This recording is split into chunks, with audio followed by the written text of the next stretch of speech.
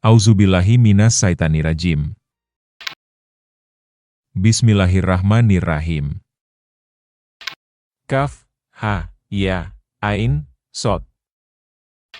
Yang dibacakan ini adalah penjelasan tentang rahmat Tuhanmu kepada hambanya, Zakaria, yaitu ketika dia berdoa kepada Tuhannya dengan suara yang lirih. Zakaria berkata, "Wahai Tuhanku, sesungguhnya tulangku telah lemah, kepalaku telah dipenuhi uban, dan aku tidak pernah kecewa dalam berdoa kepadamu, wahai Tuhanku. Sesungguhnya aku khawatir terhadap keluargaku sepeninggalku, sedangkan istriku adalah seorang yang mandul. Anugerahilah aku seorang anak dari sisimu, yang akan mewarisi aku dan keluarga Yakub, serta jadikanlah ia, wahai Tuhanku, seorang yang diridai." Allah berfirman, "Wahai Zakaria, kami memberi kabar gembira kepadamu dengan seorang anak laki-laki yang bernama Yahya, yang nama itu tidak pernah kami berikan sebelumnya." Zakaria berkata, "Wahai Tuhanku, bagaimana mungkin aku akan mempunyai anak, sedangkan istriku seorang yang mandul dan sungguh aku sudah mencapai usia yang sangat tua?" Allah berfirman, "Demikianlah. Tuhanmu berfirman, hal itu mudah bagiku, sungguh, engkau telah aku ciptakan sebelum itu, padahal engkau belum berwujud sama sekali." Zakaria berkata, "Wahai Tuhanku, berilah aku suatu tanda." Allah berfirman, "Tandanya bagimu ialah bahwa engkau tidak dapat bercakap-cakap dengan manusia selama 3 hari 3 malam, padahal engkau sehat." Lalu, Zakaria keluar dari mihrab menuju kaumnya, lalu ia memberi isyarat kepada mereka agar bertasbihlah kamu pada waktu pagi dan petang. Allah berfirman, "Wahai Yahya, ambil, pelajarilah kitab Taurat itu dengan sungguh-sungguh. Kami menganugerahkan hikmah kepada Yahya selagi ia masih kanak-kanak. Kami anugerahkan juga kepadanya rasa kasih sayang dari kami dan kesucian. Ia pun adalah seorang yang bertakwa. Ia orang yang berbakti kepada kedua orang tuanya dan ia bukan orang yang sombong lagi durhaka." Kesejahteraan bagi Yahya pada hari ia dilahirkan, hari ia wafat, dan hari ia dibangkitkan hidup kembali. Ceritakanlah Nabi Muhammad kisah Maryam di dalam kitab Al-Quran, yaitu ketika ia mengasingkan diri dari keluarganya ke suatu tempat di sebelah timur Baitul Maqdis.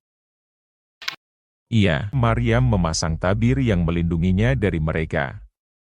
Lalu, kami mengutus roh kami, Jibril, kepadanya, kemudian ia menampakkan diri di hadapannya dalam bentuk manusia yang sempurna. Maryam berkata, "Sesungguhnya aku berlindung kepada Tuhan yang Maha Pengasih darimu jika kamu seorang yang bertakwa." Jibril, berkata, "Sesungguhnya aku hanyalah utusan Tuhanmu untuk memberikan anugerah seorang anak laki-laki yang suci kepadamu." Maryam berkata, "Bagaimana mungkin aku mempunyai anak laki-laki, padahal tidak pernah ada seorang laki-laki pun yang menyentuhku dan aku bukan seorang pelacur?" Jibril berkata, "Demikianlah.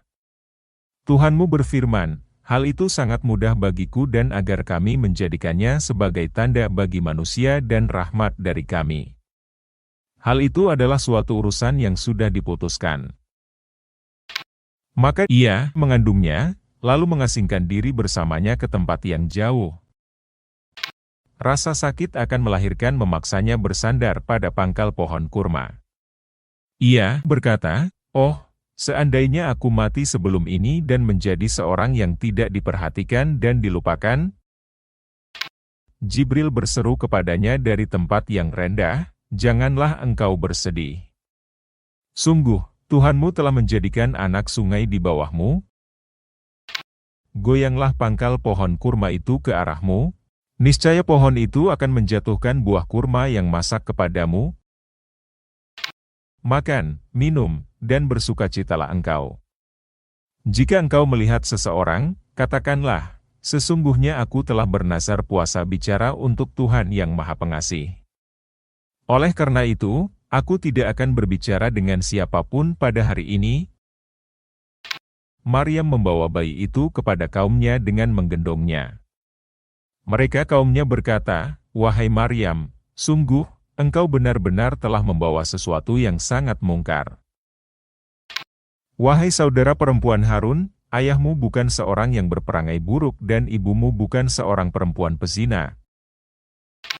Maryam menunjuk kepada bayinya. Mereka berkata, "Bagaimana mungkin kami akan berbicara dengan anak kecil yang masih dalam ayunan?" Isa berkata, "Sesungguhnya aku hamba Allah. Dia akan memberiku kitab, Injil, dan menjadikan aku seorang nabi.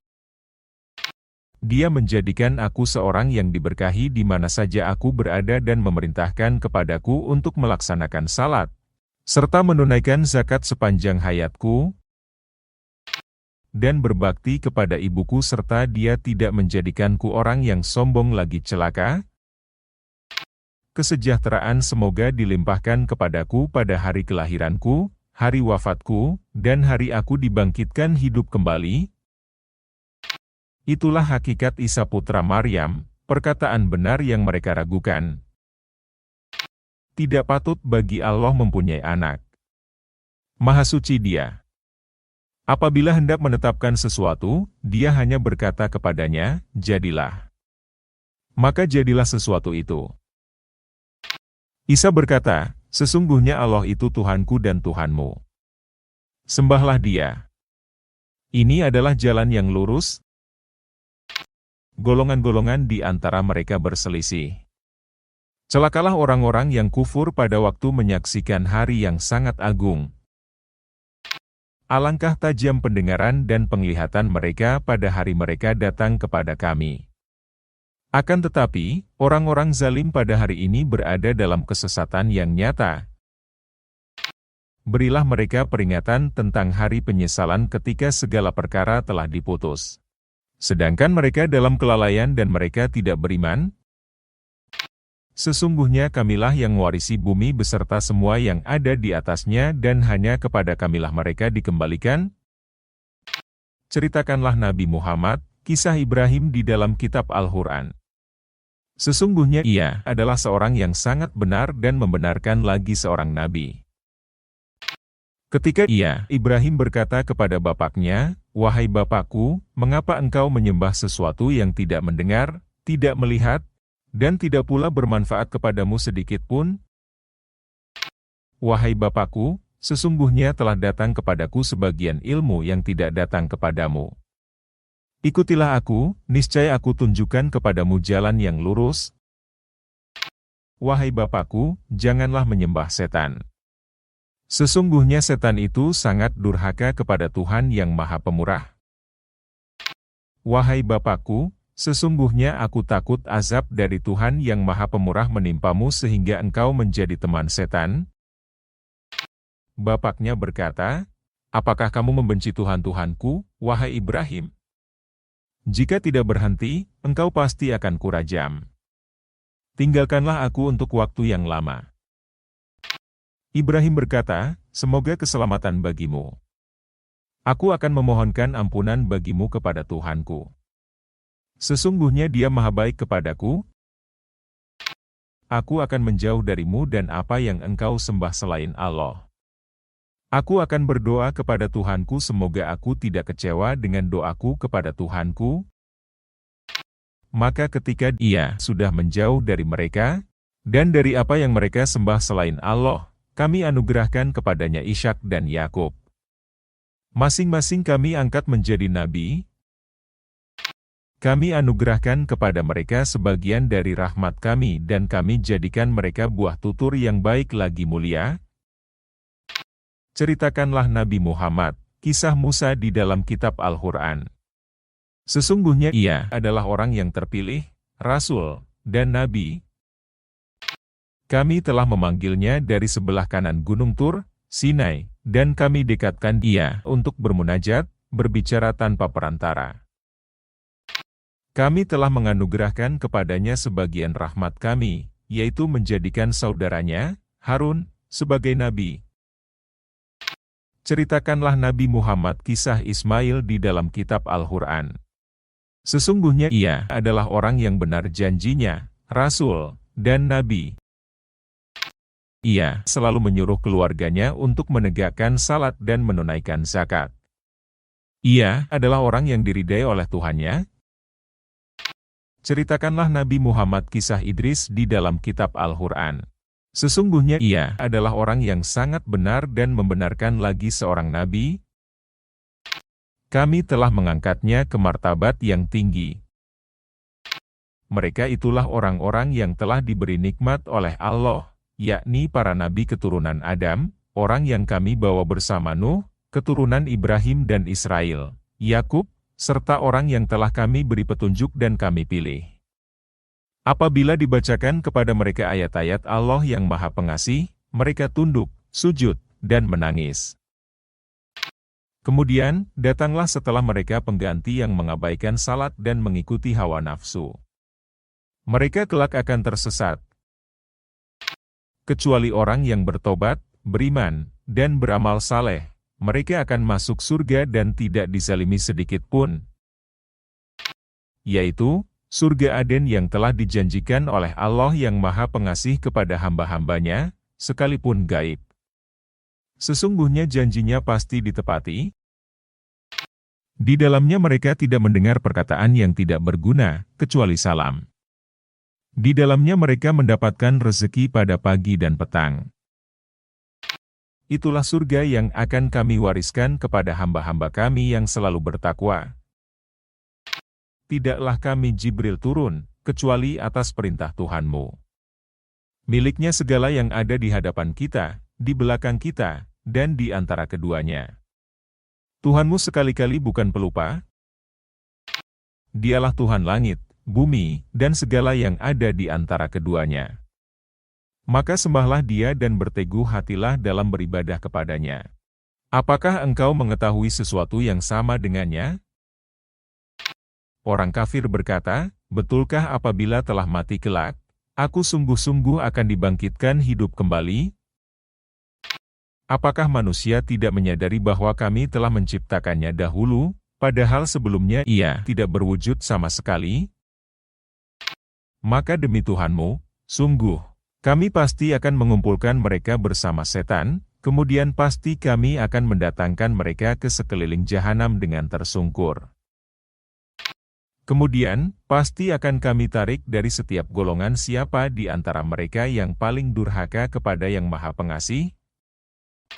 Selanjutnya, kami sungguh lebih mengetahui orang yang paling layak dimasukkan ke dalam neraka. Tidak ada seorang pun di antaramu yang tidak melewati sirat di atas neraka. Hal itu bagi Tuhanmu adalah ketentuan yang sudah ditetapkan. Selanjutnya, kami akan menyelamatkan orang-orang yang bertakwa dan membiarkan orang-orang yang zalim di dalamnya dalam keadaan tersungkur. Apabila dibacakan kepada mereka ayat-ayat kami yang jelas, niscaya orang-orang yang kufur berkata kepada orang-orang yang beriman, manakah di antara kedua golongan yang lebih baik tempat tinggal dan lebih indah tempat pertemuannya? Betapa banyak umat yang ingkar telah kami binasakan sebelum mereka, padahal mereka lebih bagus perkakas rumah tangganya dan lebih indah dipandang mata. Katakanlah Nabi Muhammad, siapa yang berada dalam kesesatan, biarlah Tuhan yang Maha Pengasih memperpanjang waktu baginya. Hingga apabila telah melihat apa yang diancamkan kepada mereka, baik azab maupun kiamat, mereka akan mengetahui siapa yang lebih buruk kedudukannya dan lebih lemah bala tentaranya. Allah akan menambah petunjuk kepada orang-orang yang telah mendapat petunjuk. Amal kebajikan yang kekal itu lebih baik pahala dan kesudahannya di sisi Tuhanmu.